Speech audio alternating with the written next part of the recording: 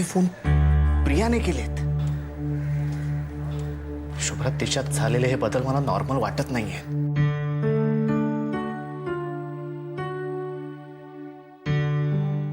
काही झालं तरी कळलं पाहिजे त्या दिवशी ती कुठे गेली होती, काय झालंय तिच्या बाबतीत, तिच्या या वागण्यामागचं कारण काय. काही असलं तरी तुम्ही घाई करू नका. आजोबा म्हणतात तसं प्रत्येक गोष्टी मागे एक कारण असतं. यामागेही काहीतरी कारण असणार जे आपल्याला कळेल. आज नाही तर उद्या नक्की कळेल. फक्त श्रद्धा आणि विश्वास असायला हवा.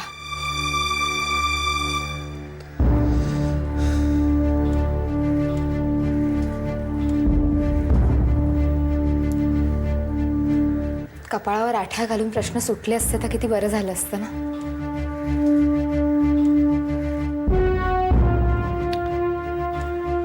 काही चांगल्या गोष्टी सुद्धा घडतायत. राधा वहिनी आणि भाई प्रथमेशला घेऊन त्या टीचरकडे जाणार आहेत. तिथे आपल्याला काय माहिती मिळेल यापेक्षा प्रथमेशच्या मनाचा कोंडमारा नक्कीच कमी होईल. सध्या आपण त्याचा विचार करूया.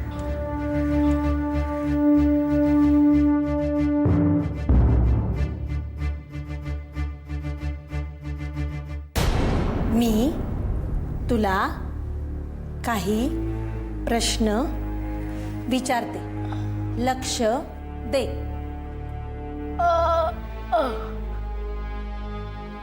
मनीषा आणि सुलेखा यांचं भांडण झालं होतं का?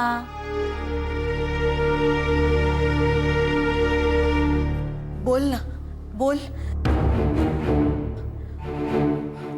परत विचारा ना. हो, विचारते. मनीषा आणि सुलेखा यांचं भांडण झालं होतं का?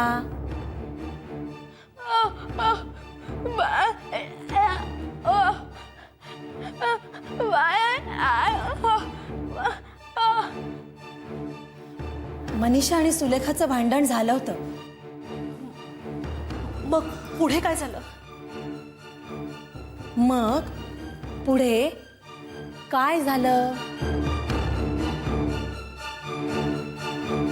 बोल, बोल ना. मग पुढे काय झालं? बोल.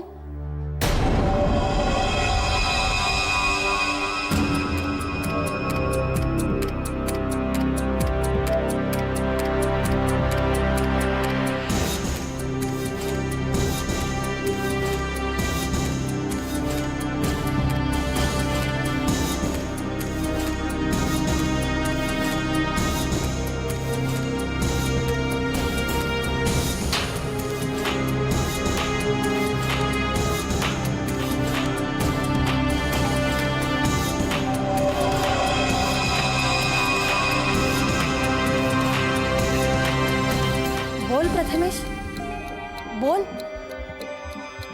बोल प्रथमेश.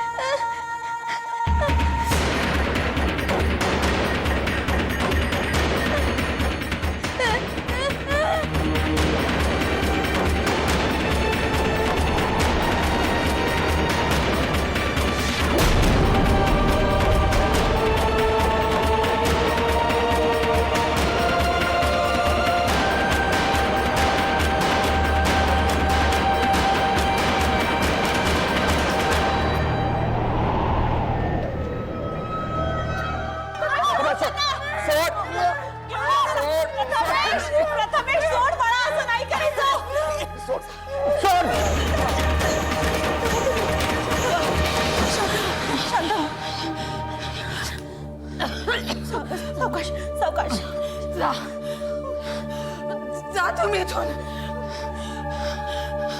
त्या मुलाला माझ्यासमोर कधी आणू नका. सॉरी. पाणी.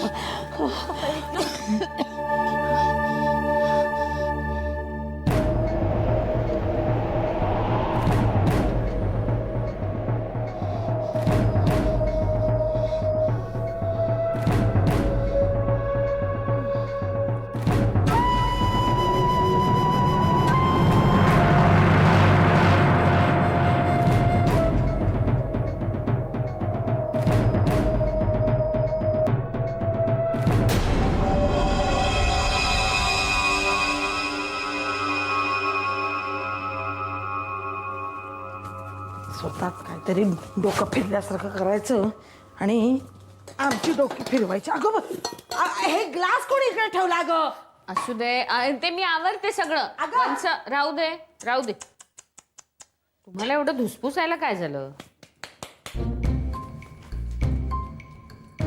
माझ्या आयुष्यामध्ये बौद्धिक छळ माझा कसा होईल ही जणू काही तिनं जबाबदारीच घेतली. तिने म्हणजे कोणी? प्रियानं. आणखीन दुसरं कोण असणार? आता काय केलं तिने? सारखी टोचून बोलत असते मला. मला ओरडू नकोस, माझ्या वस्तूंना हात लावू नकोस. तुम्ही तसं काही केलं का? मी कशाला काय करू? तीच काय काय करत असते. आता परवा वहिनी तिने ते चित्र काढलंय ना कसलं तरी, त्याच्यात काहीतरी बदल केले आणि आळ माझ्यावरती घेतला.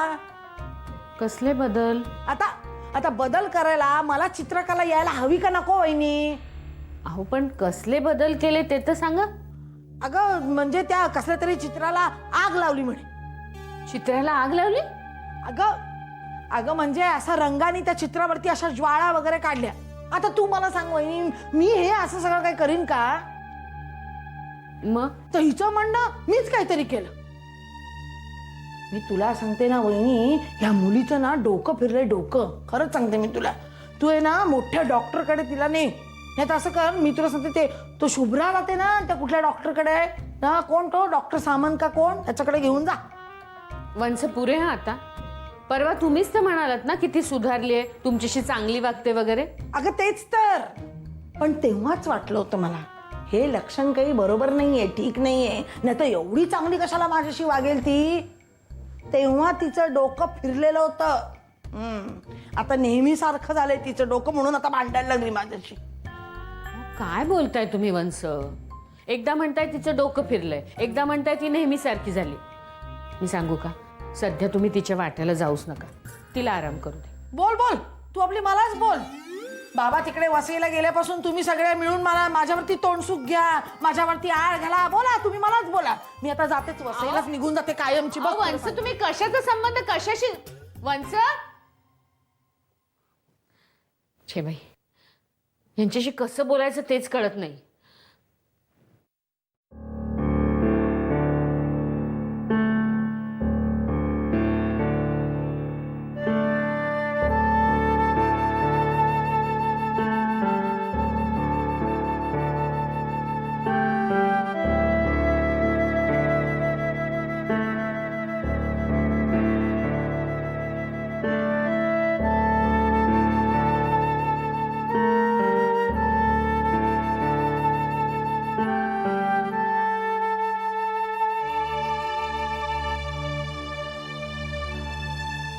आता किती शांत झोपलाय.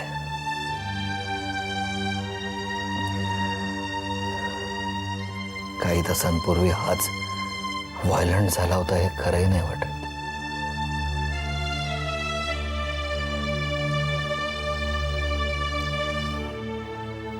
मला वाटलं होतं आपण योग्य मार्गावर होतो.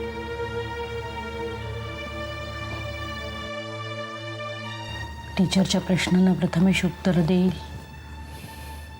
की आपल्याला समजते आणि आपण अशा निष्कर्षाला पोचू जिथं प्रथमेशचं आयुष्य, त्याचं भवितव्य सुरक्षित असेल.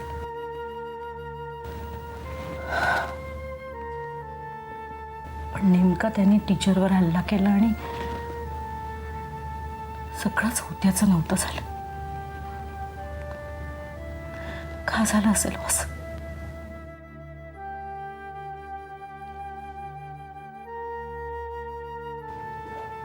कारण आपला मार्ग योग्य नव्हता. आपल्याला तसं वाटत होतं राधा. मार्ग सोपा वाटत होता कारण उतरण होते, आणि उतरण नेहमी तळाशीच नेते, शिखरावर कधीच नाही. पण मनीषाच्या आईकडे प्रथमेश किती शांत होता, एकदम बॅलन्स्ड होता. कारण तो त्याच्या विश्वात होता, त्याच्या जगात. मनीषाच्या आणि मनीषाच्या आईच्या जगात.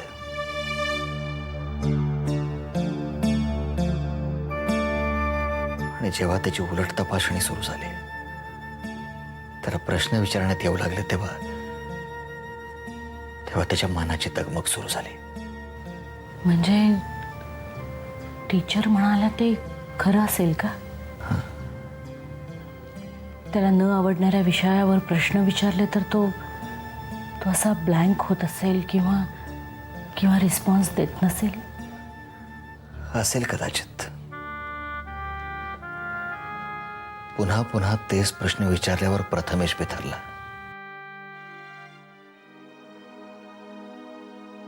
राधा, एखाद्या लहान बाळाला जेव्हा भूक लागते तेव्हा त्याला सांगता येत नाही,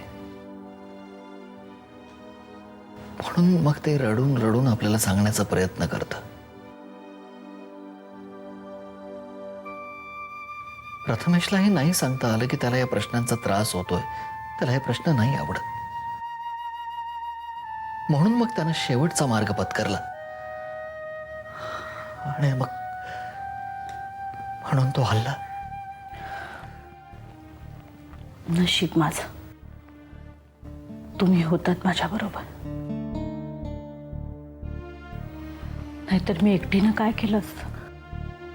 पण राधा, त्यावेळी त्याच्या अंगात अचानक एवढं बळ कुठून आलं देव जाणे. मला एकट्याला त्याला आवरणं शक्य होत नव्हतं.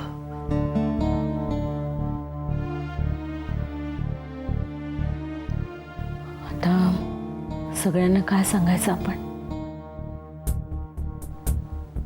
आणि कसं? मला तर असं वाटतं राधा की आपण काही दिवस इथून कुठेतरी दूर जाऊयात. आपण तिघेच, तू, मी आणि प्रथमेश. मग तिथं प्रथमेशचे प्रश्न, त्यावरचे उपाय, सल्ले, चर्चा काही नको. माझ्याही मनात अगदी हेच विचार आले होते, पण म्हटलं तुम्हाला आवडेल की नाही म्हणून बोलले नाही. खरंच जाऊया कुठेतरी. हे सगळी मनातली वादळं शांत होईपर्यंत कुठेतरी जाऊया, निदान 2 दिवस का होईना.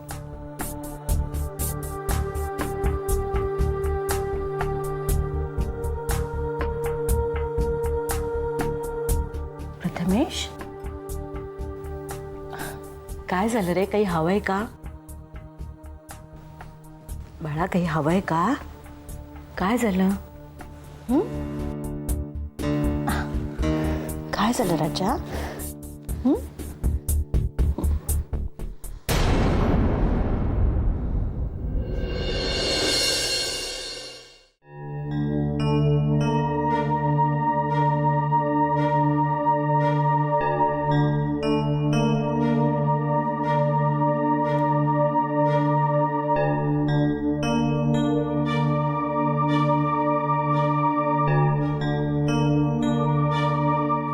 आधी मामा, का रे असं असतेस? मुन्नाचाच विचार करतोय. हेच ना की या सगळ्या गोष्टी तिला कधी आठवतील, त्या आठवण्यासाठी आपल्याला काय काय करावं लागेल वगैरे. यातलं काहीही करायची गरज नाहीये. या सगळ्याचं कारण मला माहिती आहे. विक्रांत भोसले फार मोठा धक्का असतो रे असा. मी बोलणार आहे तिच्याशी. प्लीज, तू आता तरी काहीही बोलू नकोस तिच्याशी. तिची जी अवस्था आहे ती खूप नाजूक आहे. मन खूप हळवं झालंय तिचं. मनामध्ये खूप आठवणी येत. तो परत येईल की नाही याची शाश्वती नाही. तू विक्रांतविषयी तिच्याशी काहीही बोलू नकोस. शांत राहा. आणि प्रत्येक धक्क्याची काही कंपनं असतात आणि ती कंपनं असतात तोपर्यंत या धक्क्याचा परिणाम जाणवत राहतो. पण एकदा ती कंपन थांबली की मग सगळं स्थिर स्थावर होतं. बाबा, मी काय म्हणतो, आपला जो सोहळा आहे त्यात मुन्ना आपल्याबरोबर किती असेल सांगता येत नाही. आपण हा सोहळा पुढे ढकलूया. अरे मी तर म्हणतोय आपण अत्यंत योग्य वेळी हा सोहळा साजरा करतोय. आपण सगळेजण एकत्र असणार. एक वेगळं वातावरण असेल, आनंदाने भारलेलं. आणि आपण जेव्हा एखादा सण साजरा करतो, एखादं शुभकार्य घरामध्ये करतो, तेव्हा वातावरणच असं असतं की सगळ्या निगेटिव्ह वाईब्स या घरातून निघून जातात. आपोआप पॉझिटिव्ह वाईब्स घरामध्ये येतात. आणि ह्या पॉझिटिव्ह वाईब्सच प्रियाला तिच्या अवस्थेतून बाहेर काढतील. तू बघ. तू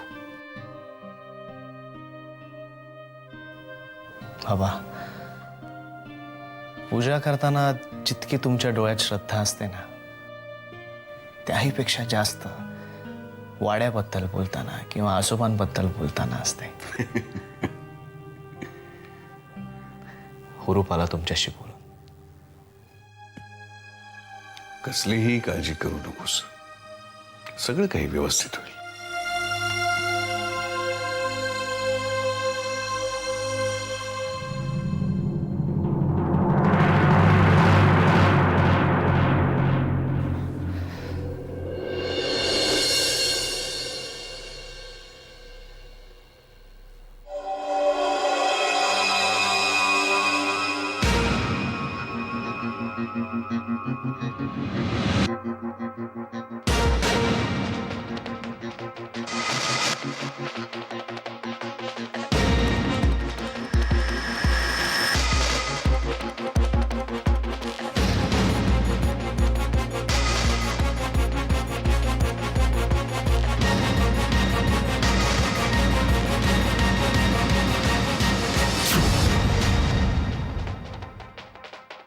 नक्की काय होतंय मला?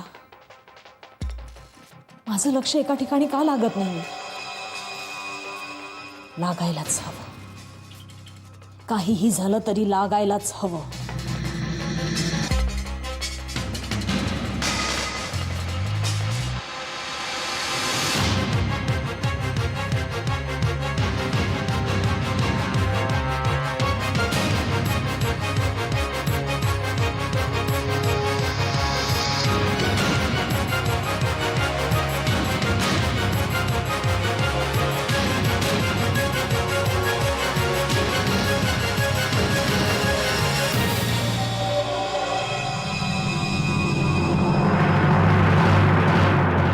पूर्वीची शक्ती गेली कुठे? कुठे आहेस तू इंदुमती? साध्या साध्या प्रयत्नानं अपयशी ठरतेस. मग सोहळ्याला काय करशील? कशी पोचशील सोहळ्यापर्यंत शास्त्र्यांच्या घरात त्यांचे शेवटचे श्वास मोजायला? मला कोणीतरी तिथपर्यंत न्यायला हवं. कोण नेईल?